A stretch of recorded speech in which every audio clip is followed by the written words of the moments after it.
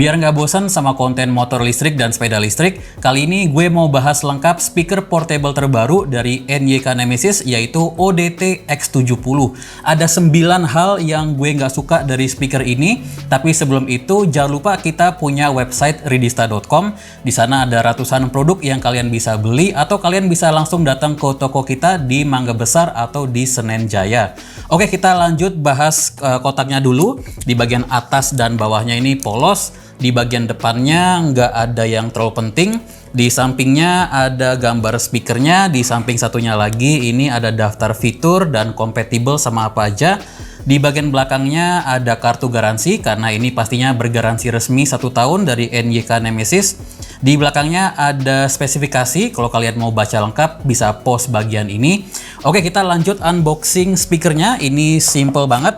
Kita pertama ada speakernya, ini dilapisin plastik dan ada busa yang cukup tebal. Lalu kita dapat buku panduan atau buku manual.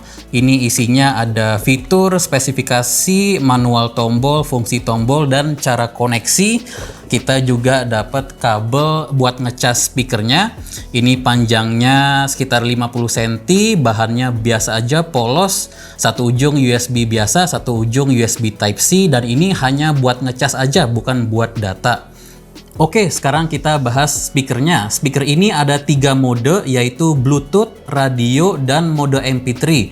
Artinya bisa setel MP3 dari flash disk atau micro SD hingga 128 GB. First impression sih ini lebih berat dari yang gue bayangin. Beratnya hampir 700 gram. Ukuran magnet speakernya cukup besar dan di bawah ada kaki karet biar speakernya nggak geser-geser. Tapi yang bikin speaker ini unik sih tombol-tombolnya. Ini mungkin satu-satunya speaker yang tombolnya pakai switch mechanical seperti di keyboard mechanical. Lebih tepatnya blue switch yang clicky. Tombol paling kiri untuk ganti antara 3 mode tadi, ada tombol play pause, lalu tombol power, tekan lama untuk nyalain atau matiin speakernya, atau pencet sekali untuk ganti mode lampu. Lalu tombol plus dan minus, pencet sekali untuk ganti ke lagu berikutnya atau sebelumnya, tekan lama untuk naikin atau kecilin volume. Lampunya ada 13 mode, defaultnya seperti ini. Mode lainnya gue tampilin sambil bahas speakernya ya. Kalau kalian gak suka lampunya juga bisa dimatiin. Untuk baterainya gue tes pakai mode Bluetooth di volume 60% yang menurut gue cukup buat di kamar. Baterainya tahan sekitar 5 jam. Ngecasnya gue tes dari mati sampai penuh sekitar 2,5 jam. Ada lampu indikator pas lagi ngecas dan kalau baterainya udah penuh lampunya mati. Speakernya ada 2, ukurannya sekitar 6 cm dan di bawahnya ada passive radiator buat nambah suara bassnya. Amplinya memang cuma 5 watt, tapi seperti umur itu cuma angka. Intinya untuk speaker sekelas ini suaranya bisa kenceng tanpa distorsi meskipun volume full. Cocok buat nongkrong bareng teman-teman. Gue yakin hampir semua orang bakal suka sama suaranya. Gue sebagai basshead cukup puas sama bassnya, paling suara treble-nya menurut gue sedikit kurang cering. Nih coba dengerin sendiri, pakai headset ya dengerinnya.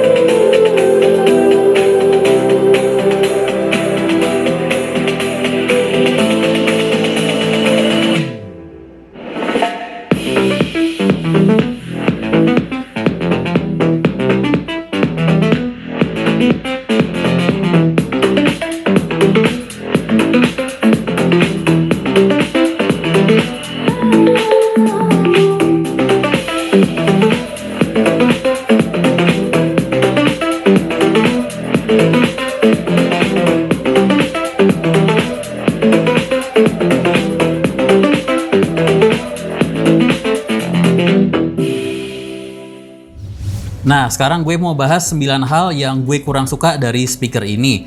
Pertama, nggak ada mode aux atau jack 3,5. Jadi kalau mau buat PC atau laptop harus pakai Bluetooth. Kedua, speaker ini nggak nyimpen posisi volume terakhir. Jadi misal gue setel musik di volume pelan, terus gue matiin speakernya, kalau gue nyalain lagi volumenya kembali ke default dan suaranya kenceng banget. Tapi dia bisa ingat lagu terakhir yang disetel. Ketiga, ini suaranya nggak stereo. Gue tes pakai mode Bluetooth dan flash disk, suara yang keluar dari kedua speakernya sama. Tapi bukan mono ya, karena tes suara kiri kanan bunyi semua. Jadi ini suara kiri kanan digabung, terus suara yang udah digabung itu keluar dari kedua speakernya. Sayang banget karena kalau ini beneran stereo, gue yakin suaranya bisa lebih bagus. 4. Lampu RGB-nya nggak sekeren yang gue bayangin. Gue kirain tuh bakal yang running RGB kayak di speaker NYK X30 atau SPN21, tapi ternyata enggak. 5. Dia nggak nyimpen mode lampu terakhir. Jadi kalau kita matiin dan nyalain speakernya, dia kembali ke mode default. 6. Dua tombol ini. Gue kira karena labelnya plus minus, kalau kita pencet sekali itu untuk atur volume. Ternyata bukan, pencet sekali itu untuk ganti lagu. 7. Cara setting radionya agak ribet. Di manual book katanya pencet sekali tombol play pause untuk auto scan. Ini ternyata salah, yang bener itu ditekan sekitar 2-3 detik. Itu pun awalnya nggak ada tanda dia lagi scan radio. 8. Daya tangkap sinyal radionya juga kurang bagus. Gue udah colokin kabelnya sebagai antena, tapi stasiun yang gue dapet cuma sedikit dibanding speaker lain yang ada radionya. Dan 9, gue nggak suka tulisan di tombol powernya. Gue lebih suka kalau ini diganti logo power aja. Nah, meskipun banyak yang gue kurang suka dari speaker ini, sebenarnya itu hal-hal sepele yang gue bisa maklumi untuk harganya. Jadi speaker ini harga resminya 300.000, tapi saat kita rekam video ini, kita kasih harga promo cuma 210.000 aja. Untuk speaker portable sekelas NYK harga 200-300 sih, menurut gue ini suaranya udah bagus, dan ada faktor uniknya yaitu tombol-tombolnya tadi.